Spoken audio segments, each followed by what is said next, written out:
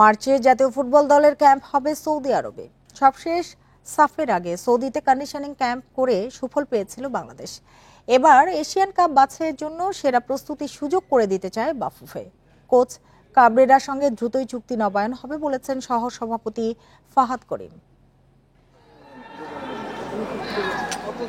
মার্চে এশিয়ান কাপের বাছাই, গুঞ্জন শঙ্কা উড়িয়ে কোচ হাবিয়ার কাবরেরাই থাকছে জাতীয় দলের দায়িত্বে। চুক্তি নবায়ন সময়ের অপেক্ষা। এই মাসেরই 16-17 তারিখের দিকে আমরা কোচ এবং কোচিং টিমটাকে ফাইনালাইজ করে ফেলবো।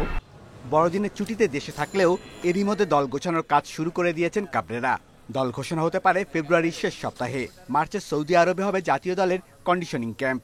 কোয়ালিফাইং ম্যাচের আগে আমাদের ঢাকার বাইরে, বাংলাদেশের বাইরে ক্যাম্প করার ইচ্ছা আছে। সেই জন্য ইতিমধ্যে আমরা সৌদি আরব এবং কাতারে যোগাযোগ করেছি।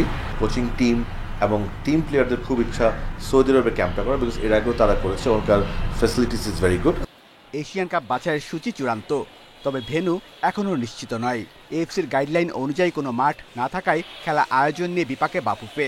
তবে এখনই আশা ছাড়ছে না ফেডারেশন। মাননীয় উপদেষ্টা আছেন এবং বর্তমানে এনএসসি যিনি আছেন এবং আমাদের মাননীয় ক্রীড়া সচিব যিনি আছেন, তারা কিন্তু অত্যন্ত কমিটেড এই সংকটটাকে সলভ করার জন্য।